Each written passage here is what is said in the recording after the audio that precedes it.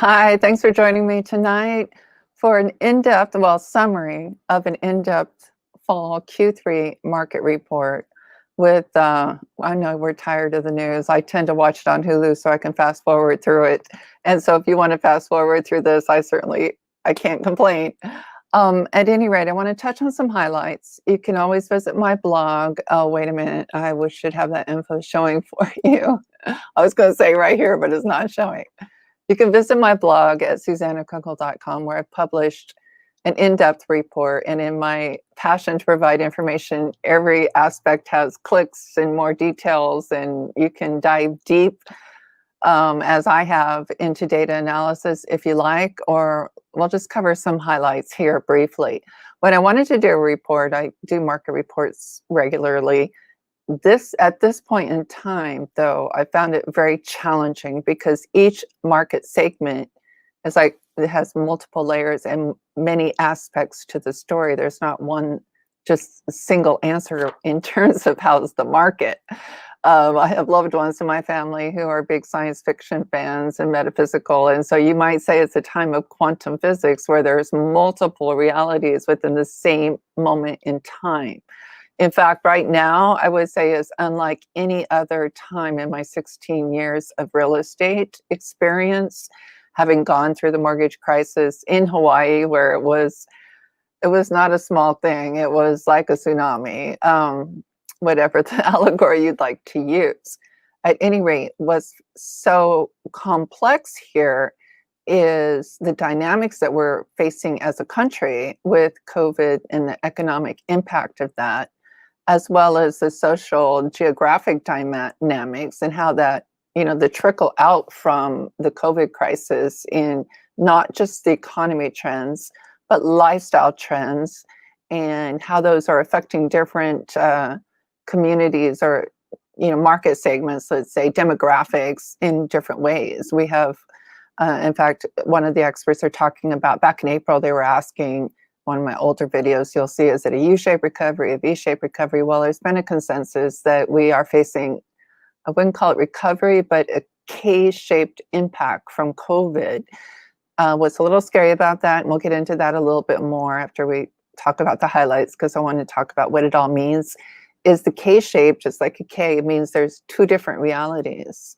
The higher income market segment has been inconvenienced but not significantly affected by COVID.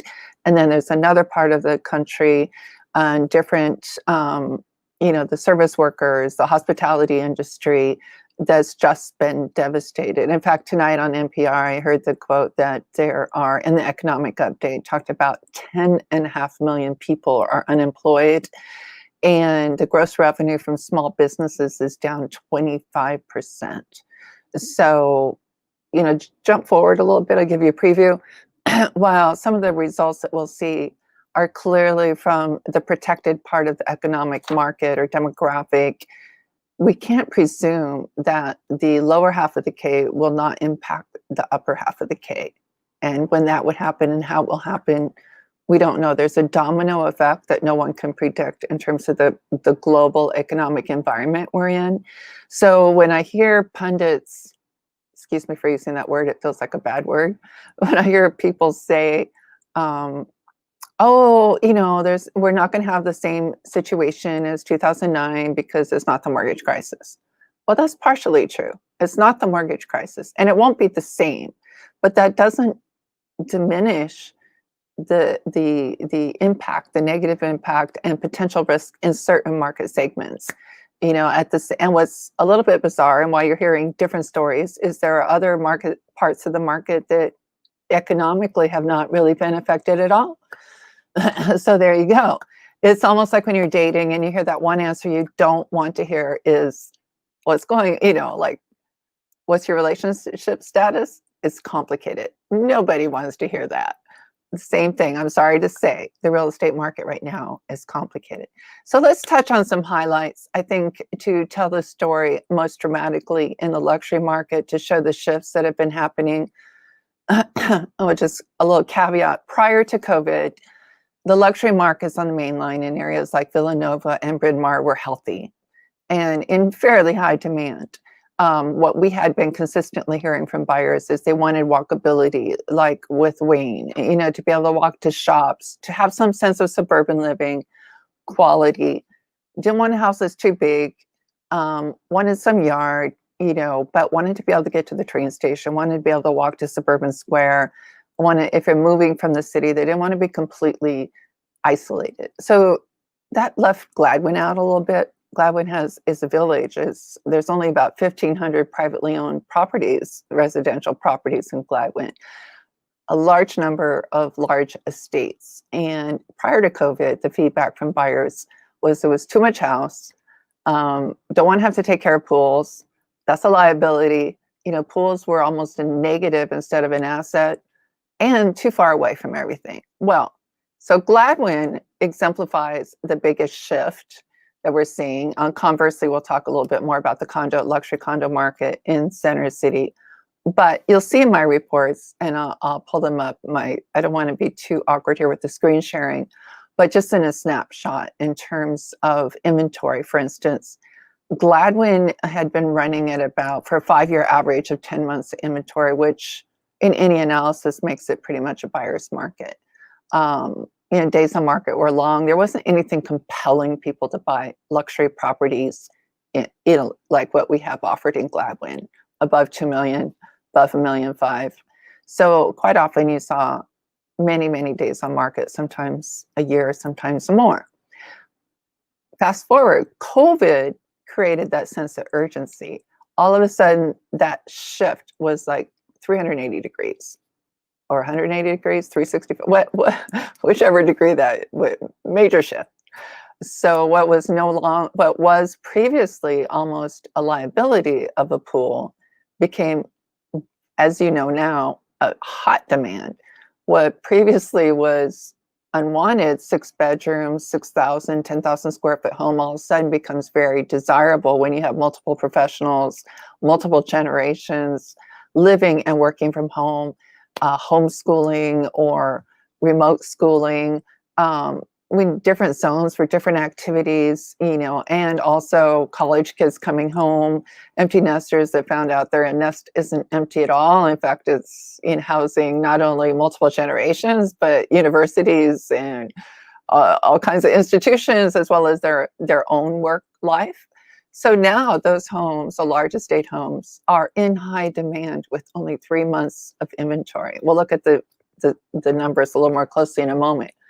Now, Villanova, like I said, and Bryn Mawr have been steady, and the values are up, but the inventory shift, and it wasn't dramatic like that. Conversely, as you could expect, there's been a lot of fear around condo living in cities. And I think some of our neighbors in New York and DC haven't quite learned that condo living in Philly is not the same thing as in a dense city like New York or in Center City, Washington, DC. Our condo living lifestyle is still much more relaxed, not as dense, almost more like a village, small town within the city. So I do believe where the market's hurting now, I'm jumping forward to some of my conclusions and opinions, I apologize, but in Rittenhouse and Midtown, where I focused on my reports, the inventory has gone up to almost 16 months on average right now. And so number of sales are down, inventory's up, values are a little bit soft. But I personally think that will shift as, this past quarter we've had, I don't even want to reiterate the negative things that have gone on, but I think that the country's starting to see Philly's a lot more about block parties and dancing in the streets than the violence that got so much news coverage. So as that hype settles down and people get to know the real mid-sized city, small town feeling that Philly offers, I do think that there could be a resurgence as work environments return to more of a hybrid working environment where you're partially from home, but you need to get back to New York, you need to get back to DC. And that's most easily done from a luxury condo in Rittenhouse Square or Midtown like the Ritz-Carlton.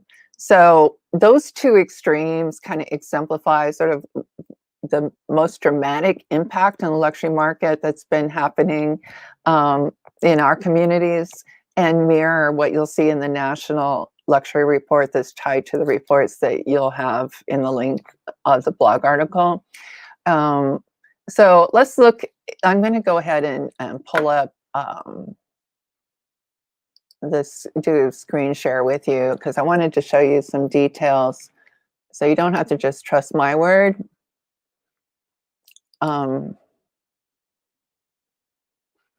Let's see. So let's start in Bryn Mawr.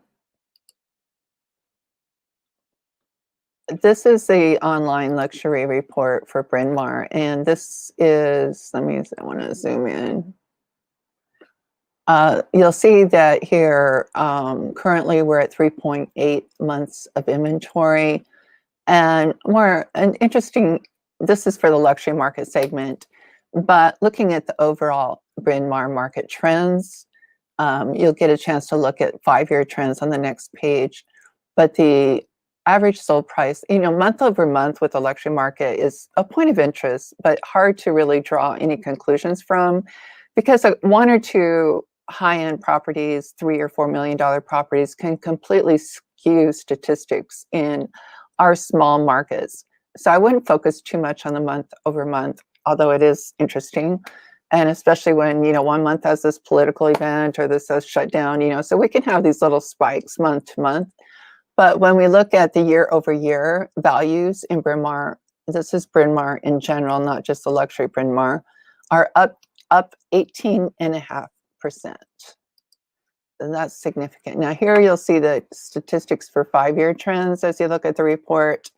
And, numbers vary. Like I said, it all depends on how you look at it. Looking at statistics, you can it's easy to twist numbers around, just I guess like they do with the polls, to try to create a different story. I'm not trying to do that. I want to just report the information to you. So here, over the last month, it was up 26%, Bryn Mawr sales prices. This is the median sales price. And over the last 24 months, this is amazing, up 51%. And over 12 months, up 21%. So that shows what a significant shift there is. Now, the listing prices, it's kind of contrary to the median list price. This probably just reflects the low amount of inventory. And then also we have to keep in mind, there are some brokerages that do off-market sales. So those will not be reflected in the listing prices, but we can look at the recorded median sales price as much more meaningful. Now, as you look at the report, another point of interest, this shows you the number of buyer appointments in the last 90 days in the luxury market. Luxury meaning $1 million up. No disrespect to those beautiful homes at 950,000, but have to draw the line somewhere. As you go through these reports, you'll be able to see the North American trends in details as well. So what I wanted to do is, here, let's look at the Villanova snapshot. And here, Villanova, the months of inventory is a little softer. This is a balanced market, technically, 6.5 months of inventory. And if we look at a spotlight, again, month over month, you don't see, but year over year, wow, it's up 53 points. This is all of Villanova, not just the luxury market, although it's largely dominated by luxury. Median sold price up 53.6% year over year. Now here again, we're looking at the sales trends, and we'll focus on median sales price for the same reason, even though here you'll see the list price has shown also significant change. But 28% over the last 28.52, excuse me, over the last 12 months, and up 58% over the last 24 months. Now these diagrams, this data, and this is all pulled directly from MLS, you can look at 5-year trends, where the 5-year trends was an average of 8.8 months of inventory. We're running Villanova all overall at 5.9. This was the luxury market at 6.5. So that's right on par, And so let's take a peek at Gladwin. I touched on the highlights here. You'll see it's running at 3 months of inventory. As I mentioned, the median sold price up 26.6 over the last year, even month over month. As much as I said, don't look at that, I can't help. I'm just drawn to it like a magnet, up 10% month over month. And then we're looking at the 5-year trends. And here you'll see, this is what's telling 5-year trends. We're running at 10 months inventory, and now we're at 3.4. Now, on this snapshot, again, over the last 12 months, the median sales price is up 26.59. And again, we have a little bit of a mix on the list price. I believe this is also because of the off-market sales. So you may not see those numbers reflected in the reporting of listing prices. Hard to say. But at any rate, no matter how you slice and dice it, it's a major, major shift and low inventory. This is the report for Center City, formatted just slightly differently, looking at 2 major areas for luxury, Rittenhouse Square at 19103, and then Midtown, which includes, the condos at the Ritz-Carlton and at 2 Liberty. So this gives you, I don't want to make you dizzy, a different way of looking at the information, but and this is Rittenhouse Square overall, not just the luxury market, had been running 5-year in, we're at 9.5 months inventory, and now at 11.5 for the entire Rittenhouse market. But the luxury market for Midtown and Rittenhouse are both at about 15.8. This is Midtown. You can go back here. This is Rittenhouse at 13.8. So there are no easy answers when we're talking about the economy and the market update. This is, again, what I wanted to highlight. This is from Gary Keller's update back in August, and these numbers have actually increased. To give you an idea of level of unemployment versus weekly earnings. And the point of this report is we've heard this information presented from different people in different ways. This is the K-shaped recovery. On the left side, we have financial services, professional and business services, and the unemployment rate at 4.2, 7.2, and so at the other end of the spectrum, where the income is lower and unemployment is higher. What the advisors say, though, is if this problem isn't solved and people aren't able to pay rent, or they're not paying their mortgage, and there starts to be some financial collapse from that will domino over to impact even the wealth segment, where which has felt pretty insulated, and why the sales are up in the luxury markets along the shore, other destinations. So this is something to keep in mind.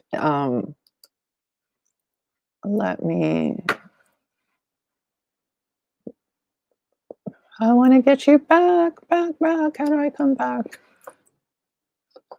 Okay, sorry about that. Oh, I need a producer.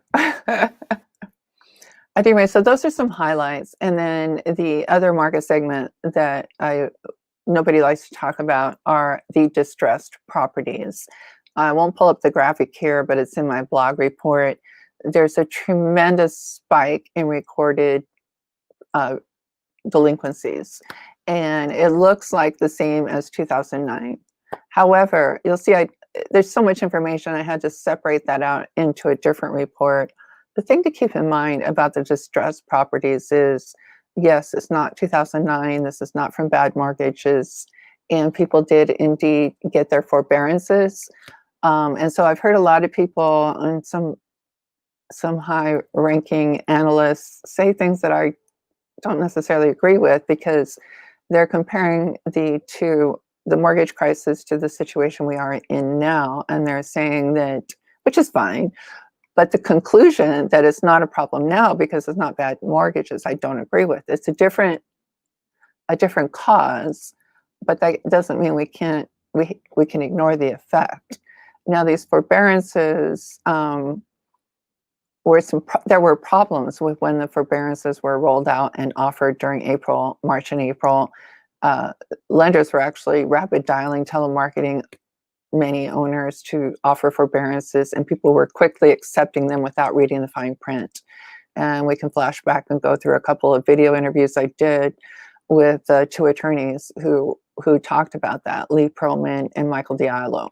I'm going to do an update with him again soon to try and see what his take is on how this is rolling out. So my food for thought on this spike is there's a possibility that the numbers aren't correct. I don't mean to get into the whole thing about all the controversy around COVID reporting, but a lot of those forbearances may not be recorded correctly on people's credit reports. And so in my report, I have some links to where people can go to double check that and see. And yes, given the environment, it's possible a lot of the forbearances will be extended. And we certainly hope so. We hope for a positive resolution, but it also could be a train about to wreck. So somewhere in between that, in between it being no problem and a train wreck is probably the truth. At any rate, it's very important for people who do have a forbearance to reach out ahead of time to their lender to renegotiate that or extend it or turn it into a deferment, which would be preferable because those payments then are put on the end of the loan. The problem with the forbearance is all those payments they weren't forgiven, they're just postponed during that period, and they all come due at the end. So if somebody's unemployed or if their financial situation is more drastic than what they thought it might have been in April or March, if they don't have a lump sum to bring that loan current, then they're definitely in default and it goes into the foreclosure funnel. So I'm a short sale specialist. I watch this very closely because it's my passion and commitment to help people avoid the foreclosure and resolve this ahead of time so they're not in a train wreck for their lives and for their family.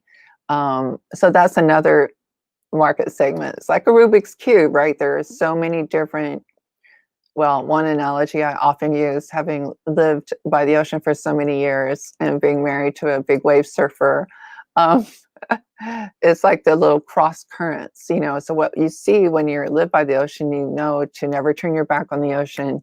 So I would say, don't turn your back on the market. We have to watch the currents, watch the waves, and how these are interacting because they have been shifting quickly and they could very well shift quite a bit between now and spring of 2021. This is a point in time where these complexities are, like I said, unlike anything I've ever seen, and the dynamics and how they impact different market segments differently, and the possibility of quick shifts. One that we could see in anticipation is as we settle down post-COVID, whatever that looks like, if we're all vaccinated, whatever that might be sometime next year. I have a lot of friends in New York, and I lived in New York myself in the early 80s. If somebody is really truly an urbanite, suburban living can wear thin after a while.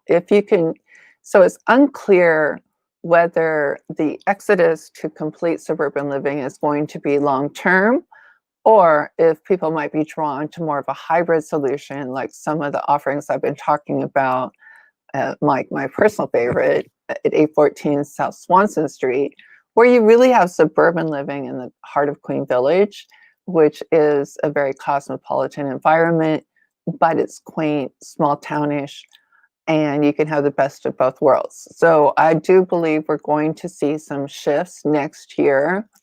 A lot of people rented when they left New York, and as their leases come due, they're going to take a moment to really think about what they're going to do. So too much to go into in terms of how those different moving pieces can impact you and your goals. What I please invite you to do is, first of all, please subscribe or follow on the channel that you're watching me on. But then let's reach out, a Zoom call, phone call, meet in person with masks. That's fine. And let's talk about, because of these dynamics could benefit you right now. And if we wait, if they're in your favor now, in short, take action. because they are so uniquely driven by external circumstances that we have no control over, that's my best advice, is let's find a way to maximize on trends that we're seeing right now. And if they're not in your favor, as we saw in Midtown and Rittenhouse condo market, again, let's strategize on how to weather through this shift, because I do believe it will become more favorable for you in fairly near future. Thanks for joining me tonight. If you're watching this on replay, please put your comments below, reach out, let's keep the conversation going. And again, you'll find all of these reports, all the details, more than you probably want, on my blog at susannakunkel.com. Take care. Have a good night.